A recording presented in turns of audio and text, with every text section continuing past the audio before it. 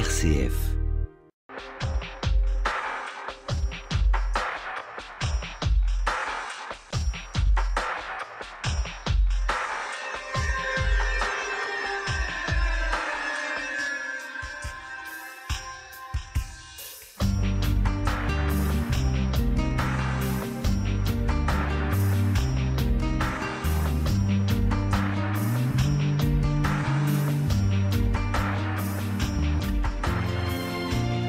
Femmes entrepreneurs 2012, un prix au service de l'innovation durable et des femmes, une occasion de récompenser des femmes qui ont le sens des affaires mais qui n'oublient pas qu'entrepreneuriat peut rimer avec développement durable, social et durable. Femme de l'année, entrepreneur responsable 2012, Cécile Gallo-Selva, bonjour. Bonjour Cécile, je vous ai invité sur RCF parce que vous êtes une jeune femme avec une histoire, je dirais quand même assez exceptionnelle. Vous êtes récompensé en 2012, prix entrepreneur responsable. D'abord, avant de parler de votre société éthique, parlez-moi de votre vie et de votre engagement qui a commencé dans un quartier difficile dans la banlieue de Lyon. Oui, en fait, je suis née à Bron-Terraillon, il y a maintenant quelques années. J'ai d'abord voulu fuir ce quartier où j'ai étudié jusqu'au BTS. Un professeur m'a dit, écoute, si tu veux vraiment voyager, faire des études, tu devrais ne pas t'arrêter au BTS, fais un emprunt dans une banque, c'est pas grave. Vas-y, fonce, pars aux États-Unis, va faire un diplôme, c'est ce que j'ai fait. Et en effet, ça m'a permis de découvrir d'autres cultures. Je baignais déjà dans d'autres cultures dans mon quartier, bien sûr, et puis de par mes origines un petit peu italiennes, etc. Et ça m'a permis vraiment d'avoir un petit peu plus de recul sur finalement qu'est-ce que c'est qu'une carrière, l'impact que ça peut avoir sur la vie des gens. Et aux États-Unis en particulier, moi qui voulais me lancer à fond dans tout ce qui était marketing, développement international, grandes entreprises, je trouvais ça vraiment sexy et intéressant. Je me suis aperçue aussi qu'il y avait un impact sur la société qui se sentait tout de suite. Donc c'est vrai qu'aux États-Unis j'ai travaillé tout de suite très vite, j'ai eu une belle carrière, mais quand j'allais faire mes courses, c'était des messieurs de 70 voire plus ans, 70 ans ou plus qui mettaient mes courses dans les paquets. Et ça, j'ai pas pu vraiment vivre avec finalement. J'ai trouvé qu'il y avait vraiment un problème, une trop grande différence. Voilà. Et je suis rentrée en France et je me suis dit, je voudrais travailler, avoir une belle carrière, mais j'ai toujours eu un petit peu une quête de sens. Et alors en France ? En France, c'était un petit peu mieux qu'aux États-Unis déjà, donc j'étais contente finalement de rentrer dans mon pays. Mais quand même, je sentais que j'ai travaillé 5 ans à Paris. À la fin de la journée, je me disais toute cette énergie finalement, pourquoi ? Donc j'ai voulu faire un petit arrêt sur ma carrière. J'ai convaincu mon employeur de l'époque de me sponsoriser pour faire 1 an d'études à Oxford. Donc j'ai fait un MBA. Et c'est pendant cette année-là que j'ai découvert le concept d'entrepreneuriat social, le social business anglais. Qui est finalement assez simple.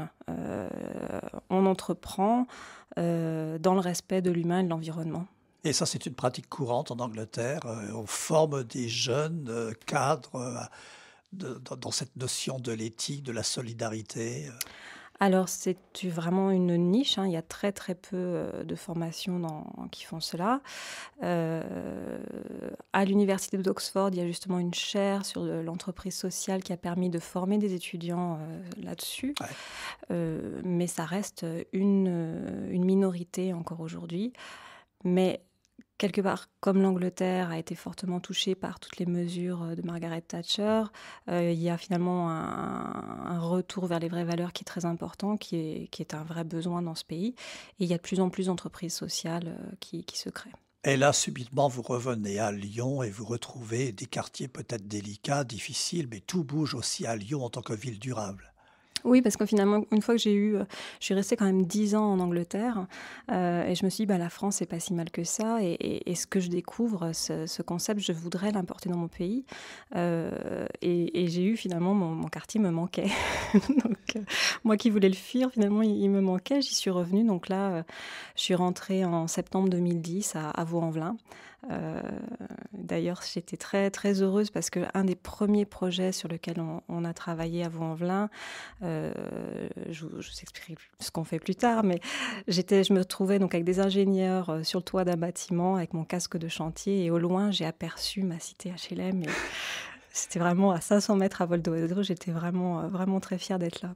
Et là, subitement, en 2012, la consécration pour vous, prix entrepreneur responsable, qui est un prix quand même très très important, à une femme, un prix pour les femmes, décerné par les femmes.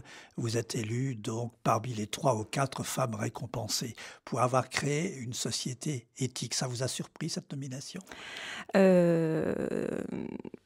J'étais très heureuse d'être élue. Je dois dire que mes co-compétiteurs, je ne sais pas comment appeler ça, mais les candidates étaient toutes avec des projets très intéressants. Donc, j'étais un petit peu étonnée, mais en même temps, je crois beaucoup en ce que je fais. Donc, j'étais très heureuse d'avoir ce prix.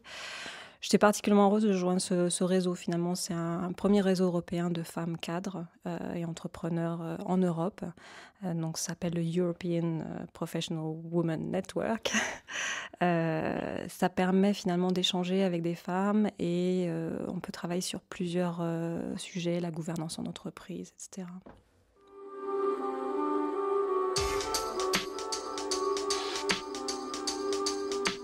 Équateur, le magazine du développement durable, Teddy Folenfant. Je reviens avec Cécile Gallo-Selva qui a obtenu, parmi d'autres femmes d'ailleurs, le prix Entrepreneur Responsable 2012. Alors dites-moi Cécile, récompensée pour avoir créé Ethique. C'est quoi comme jeune société éthique ? Alors, éthique, on fait de l'immobilier responsable, c'est-à-dire on va créer des centres d'affaires pour les petits acteurs du développement durable. Donc concrètement, imaginez un bâtiment qui va faire entre 2000 et 3000 mètres carrés sur plusieurs étages. Au rez-de-chaussée, vous trouverez une cafétéria bio, une petite boutique de commerce équitable, un centre de conférence. Dans les étages, les bureaux d'une vingtaine d'associations et des salles de réunion. Donc le but, c'est que ces associations bénéficient de loyers en dessous du prix du marché.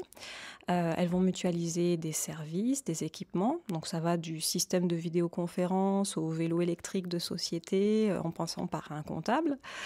Et surtout, nous, on gère ces centres pour nous assurer qu'il y a un faible impact carbone, donc des utilisateurs et du centre en lui-même, qu'il y ait une âme dans ce centre, qui est vraiment de l'animation et qui ait une vraie visibilité des actions des associations et des associations elles-mêmes. C'est tout nouveau ce concept, à la fois très solidaire, humaniste, c'est tout à fait nouveau.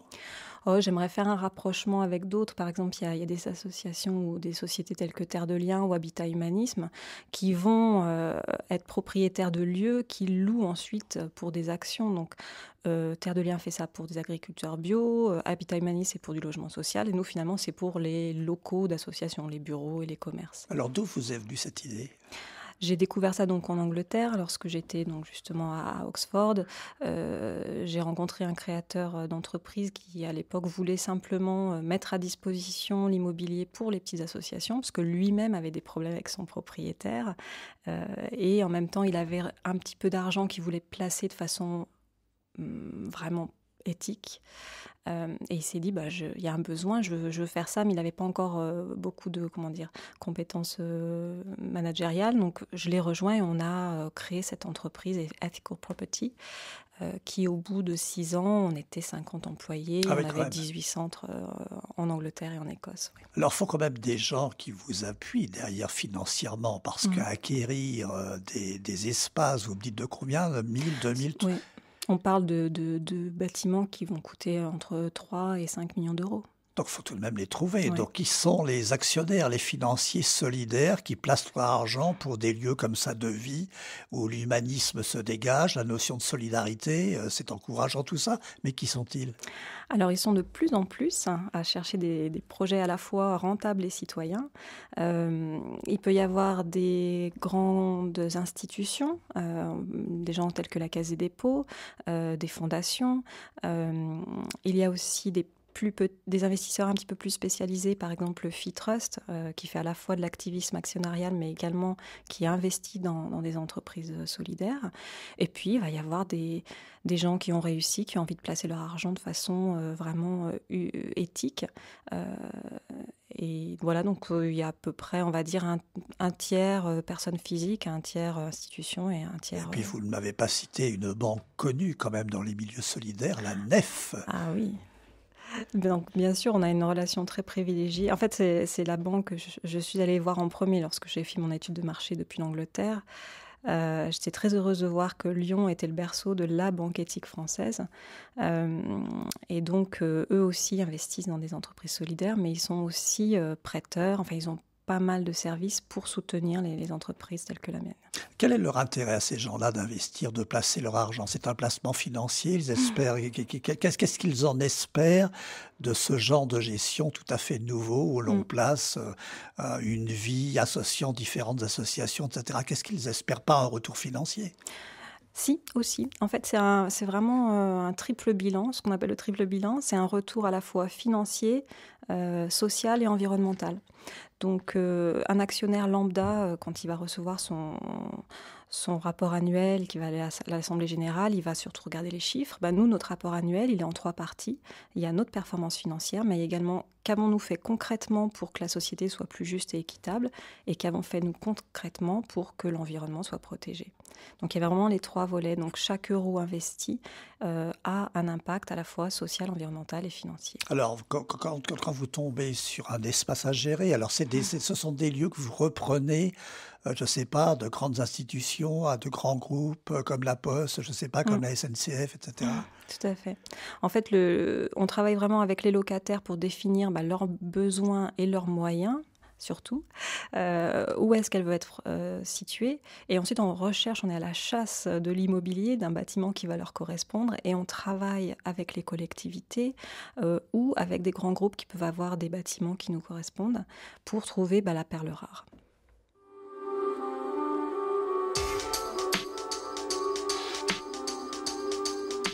Équateur, le magazine du développement durable, RCF. Je reviens avec Cécile Gallo-Selva pour cette aventure formidable, le prix Entrepreneur Responsable 2012, un prix pour les femmes décerné par des femmes. Alors quand vous parlez de gestion d'un type tout à fait nouveau, solidaire, humaniste, etc., parlons d'exemples maintenant. Alors vous allez me parler de Montreuil, notamment près de la banlieue parisienne. Que s'est-il passé à Montreuil ? Alors Montreuil, on a eu la chance de rencontrer les équipes de Dominique Voynet, qui sont à la mairie de Montreuil, qui ont tout de suite compris ce qu'on faisait et qui rapidement ont pu nous indiquer dans leur commune des lieux qui seraient propices pour nos associations. Donc du coup, c'est allé très vite. On vient de signer une promesse de vente sur un bâtiment, donc une usine désaffectée qui est vraiment pas utilisée depuis 15 ans, que l'on va rénover avec une belle rénovation environnementale et qui va héberger 1600 mètres carrés de bureaux, donc une trentaine d'associations à Montreuil. Vous avez d'autres exemples? Donc ensuite, notre premier projet en fait est à Vaux-en-Velin. C'est grâce donc à une Nef coopérative et la banque éthique, donc la Nef. Ces coopératives ont créé ensemble un lieu tel que nous les faisons, c'est-à-dire qu'elles ont vraiment mis ensemble leur savoir et leur volonté. Elles ont acheté un terrain, elles ont construit un nouveau bâtiment, un beau bâtiment à énergie positive, et dans ce bâtiment, elles ont créé énormément de lieux communs. Et donc, la mission d'éthique, c'est de gérer pour le compte de ces coopératives le bâtiment. Donc, s'assurer que le bâtiment consomme le moins possible au niveau carbone et qu'il y ait une âme dans le bâtiment. Donc, on travaille, par exemple, avec pas mal d'agences locales. On fait venir des écoles pour visiter le bâtiment. On organise avec des associations locales, des cours de théâtre, etc. Donc il y a beaucoup d'animations culturelles et sportives. Alors je me suis laissé dire qu'à Lyon, vous recherchiez un espace assez important. Vous lancez un appel. Oui, on est toujours à la recherche à Lyon d'un lieu. Donc on a 2 projets vraiment très intéressants. Donc il y a pas mal d'artisans lyonnais qui font beaucoup de belles choses dans la consommation responsable. Donc ça va des cosmétiques bio aux réparateurs de vélos, à l'agence de voyage solidaire. Donc on cherche un lieu entre 900 1500 mètres carrés pour faire vraiment le printemps de la consommation responsable. Donc quelque chose en rez-de-chaussée sur un espace commerçant. Et bien sûr un lieu de type, ce qu'on appelle les types Mundo, c'est-à-dire des centres d'affaires, centres de bureaux, 2000 mètres carrés pour des associations. Est-ce que comme Équateur est écouté dans la France entière, mais même aussi en Belgique, est-ce que vous avez des projets? Est-ce que des maires d'autres collectivités peuvent vous entendre et dire, je ne sais pas, à Bordeaux, à Lille, à Rennes, tiens, effectivement, cette nouvelle démarche nous intéresse vivement?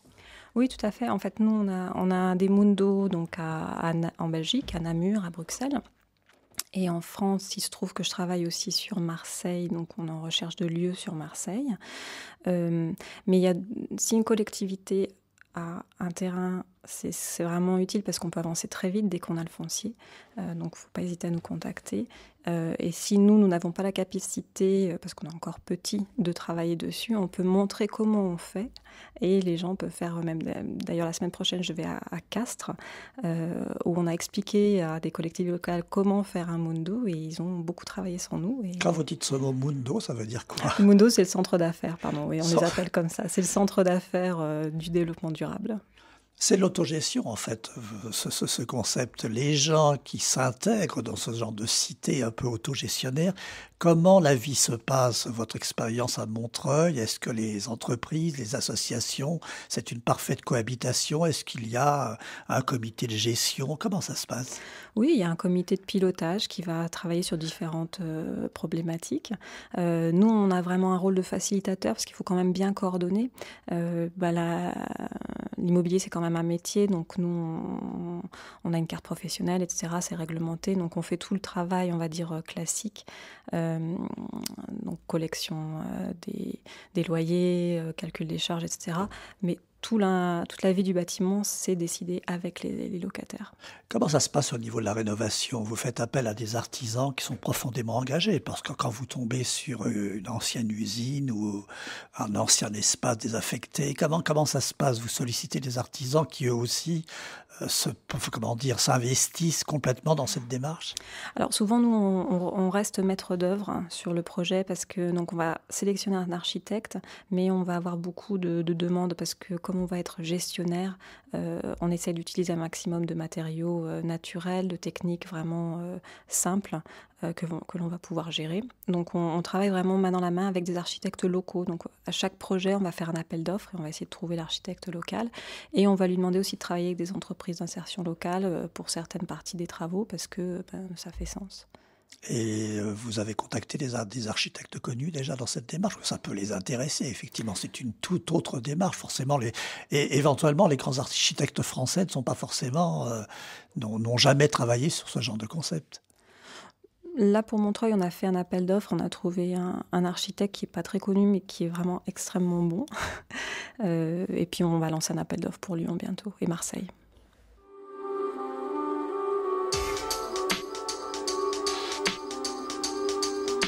Équateur, des questions pour aujourd'hui et pour notre planète.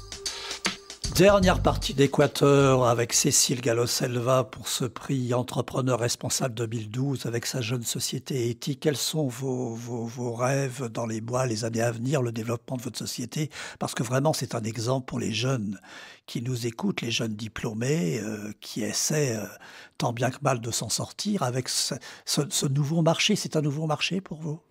Oui, moi, je me sens vraiment, bien dans mes chaussettes depuis que j'ai rencontré l'entrepreneuriat social. Je pense qu'on est beaucoup dans ce cas-là à avoir une ambition de travailler de façon très professionnelle, d'être efficace, etc. Mais en même temps, de travailler pour quelque chose d'utile. Et moi, je ne connaissais pas du tout avant et ça m'a manqué. Donc, j'essaye d'ailleurs de temps en temps d'aller parler dans des grandes écoles ou des universités pour pouvoir dire aux étudiants, mais il n'y a pas que la banque, la finance, le CAC 40. maintenant, il y a des entrepreneurs qui veulent entreprendre autrement. Il y a plein de réseaux d'ailleurs, si les gens veulent se renseigner là-dessus. Entrepreneurs d'avenir, le MOVES, il y a aussi le CJD. Enfin, il y a énormément d'instances ou d'associations qui permettent de mettre en lien des gens qui veulent simplement créer un service qui est réellement utile et de le faire dans le respect de l'humain et de son environnement. C'est une première, ça, en France, où il y a d'autres exemples. Vous me parlez de l'Angleterre, mais c'est relativement limité. Est-ce que dans certains pays nordiques, il y a ce genre de choses qui commencent à se développer? Oui, les mouvements sont vraiment à l'échelle mondiale. Moi, j'ai rencontré des entrepreneurs sociaux.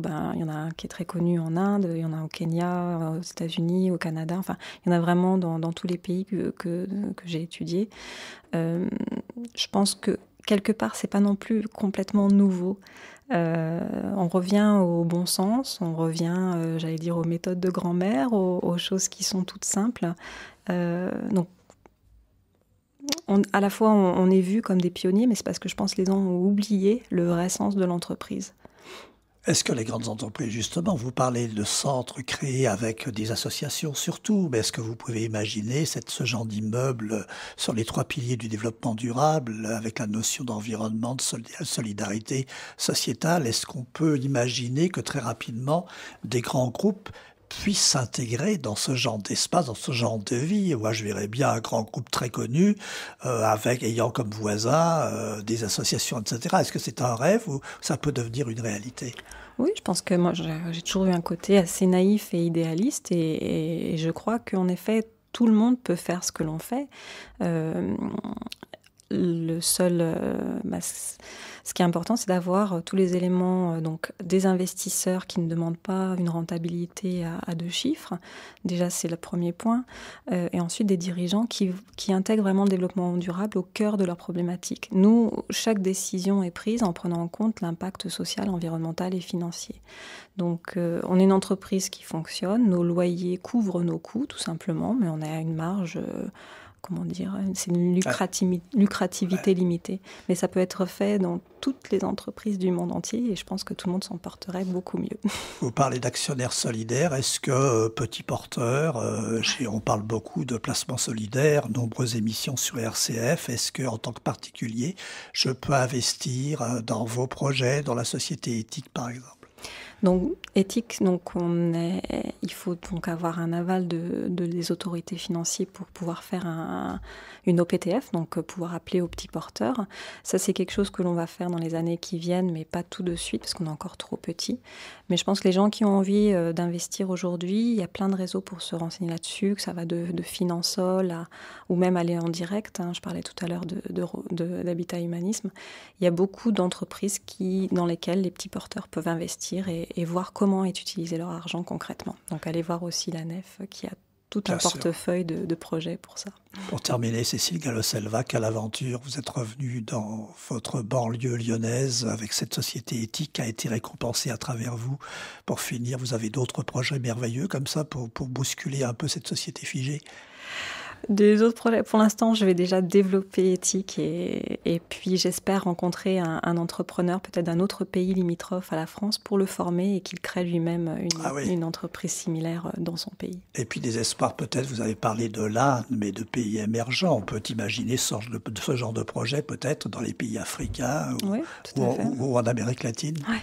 Et pour finir, un simple conseil pour les jeunes qui nous écoutent et qui veulent réussir, d'abord sortir peut-être de leur cocon, de leur ville, de la France, aller voir ce qui se passe ailleurs, et puis subitement revenir, puis essayer de développer ce genre d'initiative. C'est ce qui vous est arrivé? Oui, alors ça, c'est vrai que tous les gens qui ont eu une expérience à l'étranger, je pense, en ressortent grandis et ça peut être n'importe quel pays et n'importe quelle expérience. Je le recommande vraiment à tout le monde. Il faut à un moment partir et travailler quelque part loin de chez soi, oui. Cécile Gallo-Selva, merci infiniment. Je rappelle que vous avez créé cette société éthique, prix Entrepreneur Responsable 2012, un prix pour les femmes et pour une jeune femme qui est née dans la banlieue lyonnaise et puis qui s'est exilée, qui est revenue à Vaux-en-Velin avec cette superbe société éthique. Cécile, bon courage. Et puis on ira voir la vie dans ces centres, dans ces espaces plus ou moins autogérés. Merci pour votre passion.